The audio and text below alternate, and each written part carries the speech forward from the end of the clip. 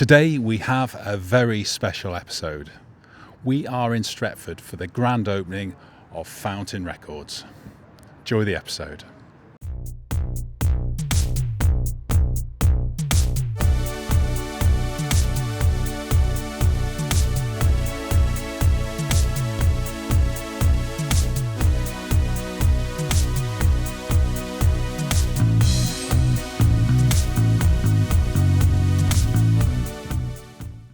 So here we are inside Fountain Records, just before the exciting moment when it's about to open to the general public. And I'm very fortunate to be stood here with Mia, the daughter of Nigel, who owns the store. How are you, Mia? Good to see you. I'm very tired. We've been preparing all this lovely stuff. Yeah, because it's quite a special moment, isn't it? Because really around the Fountain Records was a landmark record store based in Stretford, Arndale, but it was legendary across the Northwest. It means a lot to a lot of people. And here you are, you've moved to a brand new site, haven't you? It's taken us a long time. We've been, we started with breeze block shelves, so we had to paint it. We've made all these shelves from scratch, put the floor in. It's taken a long time to move all the stock over, organise it, but should be pretty good. Yeah, it looks fantastic, and I'm sure this place will be as special as the previous site was. Well, good morning, Nigel. Good to see you. This is a very exciting time because the doors are about to open to Fountain Records, isn't it? How are you feeling? Tired. The stress is dissipating as we speak, though. It's been a very long week with very long days, but we've got there, and I think it looks great. I think it looks absolutely amazing. It's a real credit to everyone involved with this. And I'll give a shout out to Josh, the carpenter. He's not a joiner, he's a carpenter. Theo, the electrician, and many other workers. Ian, with great hair. There's far too many to mention. Callum, with his jack trolley, moving tables and doing all sorts. There's been a lot of people involved, and they wouldn't have been able to get it to where it is now without all their help. Yeah, you can tell there's a huge amount of work and thought gone into this as well. And what were your memories then of the old site back in the Mall? Well, there was two. There's one in the marketplace, but I was quite small when that was going. I remember occasionally coming over to go to the Claire's, if I'm going to be honest, not really for the record store.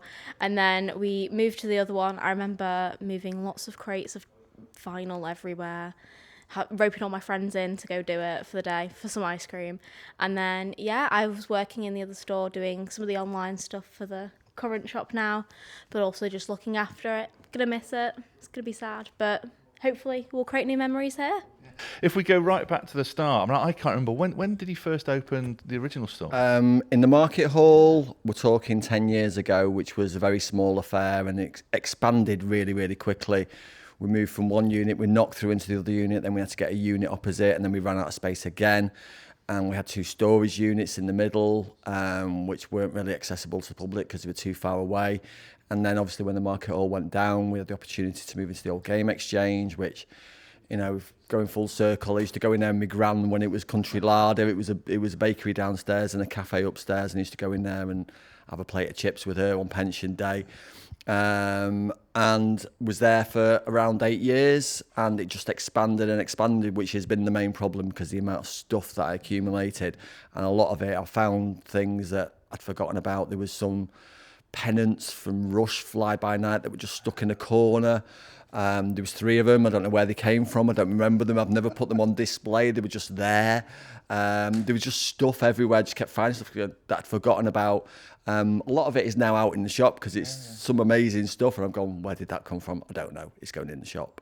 So obviously you're at university, so you might have missed most of the hard labour in emptying the old store and bringing it over here. But obviously it's a smaller site. So what's happened to all the stock then, and how did you decide what to put in here and what maybe to keep out back? So some of the stuff we've had from the marketplace still hasn't sold in the old one. So whatever it was there, we've either donated it to charity or we've currently got a sale going in our old store for just the last bits and bobs. But we mostly just prioritise stuff. There's stuff in the back, so there is hidden stock. There's stuff all over the walls. There's stuff behind the counters. There's stuff literally everywhere. It's just we've had to tidy it up for the general public to see. And we've acquired a nice few bits. We've got a beautiful Japanese section. We've got lots of Manchester stuff. We've got some great indie, great amazing jazz, thanks to Sid. The Wall of Wonder, which is sort of just to our right. is full of amazing jazz records as well as the Taylor Swift. And we've got loads more in the back as well. All of it can't go on display because when you get to 4-figure records, you start being a bit antsy about it. Yeah, and I think that's interesting because you've got such a diverse collection of records, but actually how you create them, I think, is as fascinating as actually how you choose to present them as well. In the sense, it's a real collective effort of getting feedback from lots of specialists in those areas as well. Yeah, particularly the Japanese section. We've got Obi-Zen, otherwise known as Jason, because that's his name, who has basically provided us with the most amazing selection. I did concentrate heavily on the Smiths to start off with, so we've got some promos, some standard press-ins. We've got loads of other little bits and bobs with lovely extras. There's a couple of Slits promos in there with the magazine. There's a Cure album with the programme. There's things with posters. There's all sorts of lovely little extras in there, and they do come at quite a high price, but the condition on them is second to none. It's way up there, the condition. And they're just lovely things to look at. So if people don't buy them, they might just make it home. I've already acquired a few. I don't know how they made it home, but they did. Yeah, it looks incredible. And obviously it's very vinyl heavy. There's no CDs or cassettes here. I think there's some CDs that will come later, won't there, as well? But I think that's one of the defining features of the store, isn't it? It's a really big emphasis on vinyl because there's a big market still. And is vinyl a big part of your life when you were growing up? I've created the Taylor Swift wall over there. That's my contribution to the vinyl world. Because actually, you've got a range of different covers there. We've got the orange disc at home. Have you got any of the special edition ones here? We don't have the orange one, but we do have all the limited edition pressing ones. And I managed to snatch a signed CD. That was pride and joy there. How did you get that? Battle. Literally, they were on the website for about 3 minutes. Not even that. So spent hours just stalking the website. There's loads of pages online where you can see when they upload them, which is how we've got some of those, for the Swifties. Have you got a signed Taylor Swift CD for sale in the store? That's incredible. Absolutely. End. Yeah, but I think they're very distinctive, what you've got here. And you don't find them in or certainly many other record stores, like a lot of what you've got here as well, actually. So I think whether you're a collector or just a generalist looking to pick up something different, I think you've got something here pretty much for everyone, haven't you? Yeah, we try across a broad range of price points. I mean, I find that, I get lots and lots of people who come in who might not have £500 to spend on a record because not many people do, and I understand that because it's a big investment. But we've got everything ranging from records at £4 or £5 up to £4,000 or £5,000. I think the sweet spot, 15-20 quid. People don't balk at spending a tenner on a record, and there's loads and loads of it in the rack. There's all sorts of stuff. Some stuff that I get asked for all the time that I've been squirreling away since before Christmas, to be honest with you, because I was aware of the move, and I know they won't be there tomorrow. And it's just simple things like people always ask for Dire Straits, Brothers in Arms, Tears for Fears. There's certain titles that people want, Tracy Chapman, that are now in the racks that won't be there tomorrow. But we will be restocking. We've got loads and loads of records still in the back because we didn't want to overfill the racks, because that's one of my big bugbears going in record shops where you have to remove half a dozen records before you can even flick through. They're at a nice height. They're all well signposted, thanks to Steve and his label maker, that he will be marrying soon. I think he's been sleeping with his label maker because he loves it so much. It's very touching, yeah. It is. Man and machine. It's a story of love. He shared it on his Facebook page, and there was a certain group of people who I think appreciated it. It's complicated. Is that the status on that? I think so. I think that's where it's going to. It was in its car having a rest, but now he's busy on his label maker again. He's quite happy. Yeah. And let's stay with the Taylor Swift theme for a bit, because I'm a big Swiftie as well. How do you think this record compares to her previous ones? Oh. It's had a bit of it's a mixed response, hasn't it? Yes, it was. So I was one of the people who did wake up at 5 a.m. I wrote to my boyfriend and my best friend. We sat and we I wrote them to the Eras tour as well, although they're now big Swifties as well. And I was very shocked. That was my first thing, but it's grown on me. But a lot of music, I do need to sit with it and wait for it to go. But it has grown on me. I do understand some of how it's quite different to a previous album, because I do really like Tortured Poets. Oh, do you? I do. Now that's a very controversial position. Is it? Oh no, I really like it. It's my favourite album. Really? Yeah, but I do like it, and I like the alternate covers. I've had to snag one for myself as well. Yeah. And since I've got the choice of them, I was like, pick the best one. I think it's an improvement on the previous one, certainly. But yeah, I do. And I was glad she was doing something aside from Jack Antonoff, because I thought she'd gone as far as she could with him. I liked that. I did like that there was a switch. I liked some of the sound, but I just think a lot of the hate is it's not as lyrically good as some of her last stuff. Yeah. But it's still good to listen to. I think that's a good point about the lyrics. I think that there's an element to which it feels a bit rushed, and I think there's a few of our friends who we feel maybe she just needs to take a bit of a break and just sort of redesign herself as an artist. As for example, I suppose she did with Folklore and Evermore, didn't she, as well, and come out with something very Still different. holding out for Reputation Taylor's version. Yeah, and if we were to sort of pin you down as what's your favourite record that you've not necessarily ever had in the store or sold, but a record that means probably most to you? The one I usually play whenever I'm testing anything out, John Martin, Solid Air. I've got various copies of that at home. It's one of those records that I've got a standard UK first, I've got a half speed masters, I've got various pressings, and my favourite is the actual, probably one of the cheapest one, which is the Island Blue label variant. Okay. I just think that sounds the best. It just sounds great, and on a great turntable, it's just an amazing record. I love John Martin, but also I'd also go towards London Conversation, his first album, but then New Order, Power, Corruption and Lies, which is I think we might be opening the doors to today, is one that both myself and my wife love. There's too many records, but I always go John Martin, Solid Air. It's just up there. If I want noise, which I do like now and again, Pixies. I love the Pixies, one of my favourites. And if I want to annoy the kids, Can will clear the room. My youngest daughter, whenever she would spread eagle herself on our bed, trying to have some space for herself, we've got an Alexa in our bedroom. Alexa, play Can. She would exit very, very quickly. But that's a nice trick to have, isn't it? If you want a bit of peace and quiet, don't take it the wrong way, all our children. But that's a great little device to have in your back pocket, isn't it? None of them understand it. Apparently, at some point in the future, they will all start to love Can. But But unfortunately, today I don't have a copy of Solid Air in the shop. I should have brought one over from home. I know where they all are. There's too many of them, and I should have brought one in. But you've done your bit here to bring the Taylor Swifties in. As well. We do have some Sabrina Carpenter as well, hidden somewhere. I was going to ask then about the sort of people who do come in and buy records, because we've gone around lots of record stores in the Northwest, and actually the clientele does vary actually according to where the store is or actually what the store chooses to focus on. Is there a typical Fountain record buyer, do you think?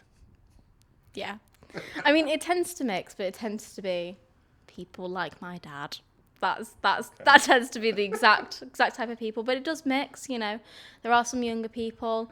There's actually quite a few like parents and really small children, like 8-9-year-olds, who they're starting off their collection very, very young.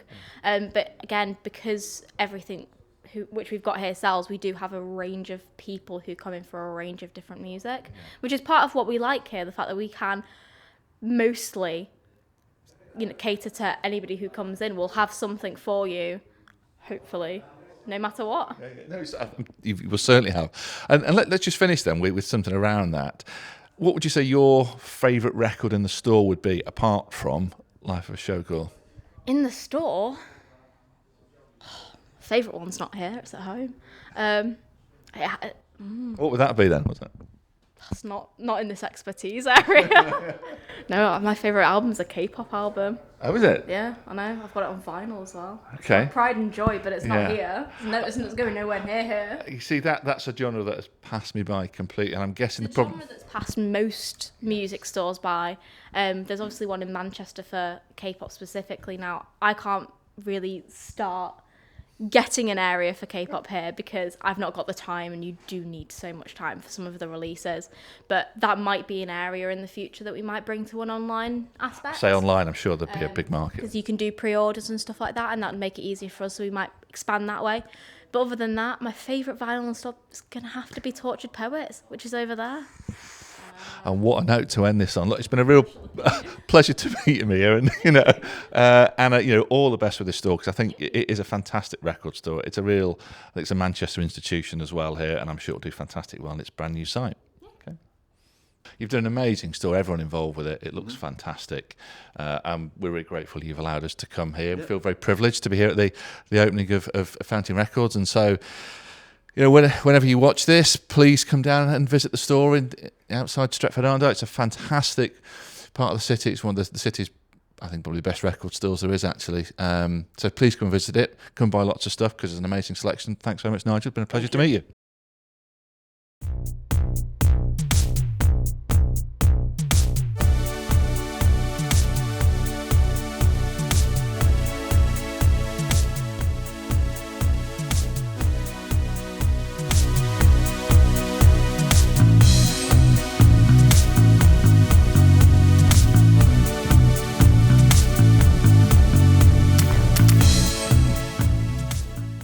Right, so here we are with Simon, who I think actually is the very first customer to have bought something at the brand new Fountains Records. So, Simon, thank you for going to briefly speak to us. What have you bought? Enter the Wu-Tang, classic hip hop. And is that something you had before, or? Not on vinyl, no. Only ever something I had as a kid on CD growing up. But And were you a regular customer of Reel Around the Fountain? on and off in the shopping centre, but not for a few weeks. So it's good to come to a new shop. Yeah. What do you think of Nigel's new endeavour? Good. Looks really good, really nice, really easy to get to. Yeah. That's great. Well, lovely to meet you, and enjoy the record anyway. Thank you. Thanks a lot. Cheers. Cheers. So we really love it when different episodes blend into each other and we find these natural links between them, almost as though we plan it. Obviously, we don't plan anything. So you might remember one of our very, very first record stores that we filmed in. In fact, it might have been the very first one, was Tasty Records in Altrincham. And we interviewed Sol. And here we are at Fountain with Sol. Good morning, good to see you. Hi, how you doing? It's great. We saw you coming. I thought, we recognise you. We're going to have to grab you. So what have we bought here in So Fountain? I came down to Fountain on its opening day, 9 a.m. start, and I couldn't resist. A lot of really, really cool, rare stuff in there, but the one that I've decided to go for is Soft Machine debut album, American Press. Never released in the UK, even though they were a UK band, which is really weird. But the thing which is special about this is it's the uncensored version. So there's a few like naked ladies on here. Not too bad, you're not going to get demonetized for it. But stuff like this, and it's like they put like a bikini on her in later pressings. Never seen an uncensored version before, and just thought it's a good price. Why not? Fantastic. That's like us, unfiltered.